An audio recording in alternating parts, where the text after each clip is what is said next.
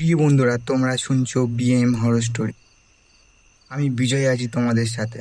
আজকে আমি তোমাদের যে ঘটনাটি শোনাতে চলেছি, এই ঘটনাটি ঘটেছিল দক্ষিণ 24 পরগনার একটি গ্রামে।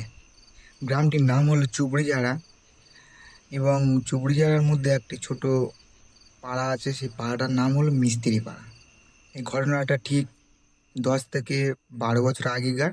আর এই ঘটনাটি আমাকে পাঠিয়েছে আমার এক সাবস্ক্রাইবার। মিস্ত্রি পাড়ায় একটা পরিবার থাকতো, বীরেন মিস্ত্রি আর ওনার স্ত্রী মালতী দেবী। আর ওনার দুটো ছেলে ছিল, একটা কন্যা সন্তান।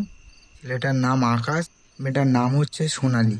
আকাশ তখন ক্লাস 3 পড়তো, আর মেয়েটার বয়স তখন, মেয়েটা ক্লাস 1 পড়তো।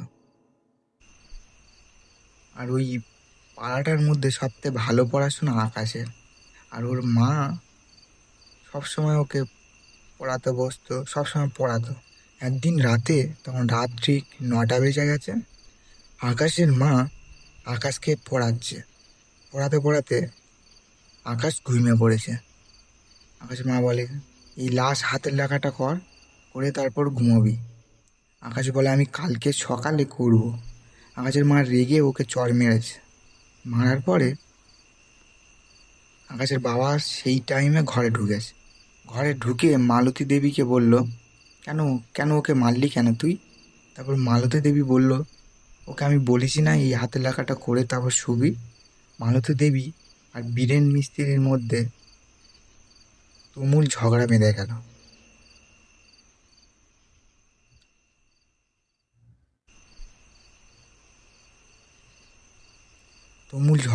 গেল। সেই ঝগড়ার কোনো সীমা নেই।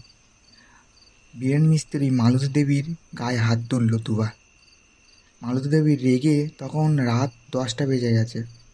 মালতী দেবী রেগে, আর পাড়াটা এমন একটি পাড়া, সামনে পাড়া, পিছনে বাঁশঝাড় বাঁধা আছে, বাগান, বিশাল বাগান।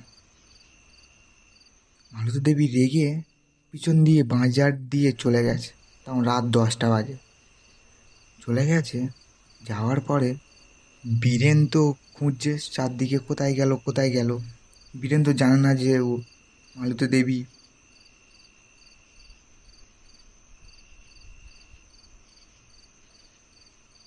মালতী দেবী রাগ ভরে চলে গেছে বাদায়। তখন রাত 10টা বাজে, 10টা সাড়ে 10টা এরম হবে। এবার পাড়ার লোক সবাই খুঁজছে, কোথায় গেল কোথায় গেল। বাধা দিয়ে যেতে যেতে ভূতে আকর্ষণ করেছে ওনার। ভূতে আকর্ষণ করার পরে ওনাকে ডাইরেক্ট একদম বাদার মধ্যিখানে টেনে নিয়ে গেছে। আর বাদার মধ্যিখানে একটা খারাপ জায়গা আছে, ওখানে একটা খিরিস গাছ আছে। খিরিস গাছটা তবু 20 থেকে 30 ফুট লম্বা খিরিস গাছ। তারপর ডাল শুরু হয়েছে। তখন রাত ঠিক 2-2:30 বেজে গেছে। সবাই খুঁজছে, বাদায় গিয়েও খুঁজছে, ওনাকে পাচ্ছে না। সারা রাত ধরে খুঁজেছে, পায়নি। সকালবেলা দেখে মালতী দেবী ওই খিরিস গাছে, মনে হয় উনি যে শাড়ি পরেছিল, শাড়িতে গলায় দড়ি দিয়ে ঝুলছে। সবাই মিলে গিয়ে ওনাকে লাভালো।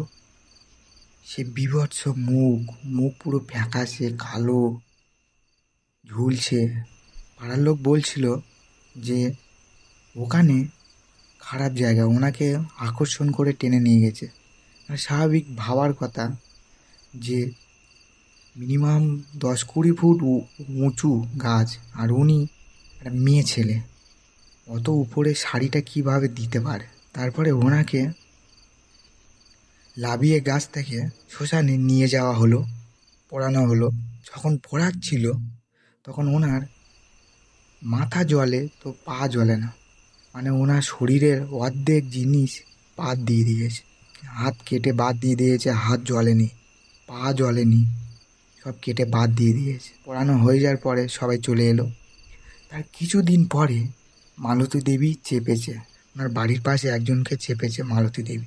চেপে বলছে, আমি একে ছাড়বো না, যা করার তোরা করে নে। তারপর গুনিনকে ডাকা হলো।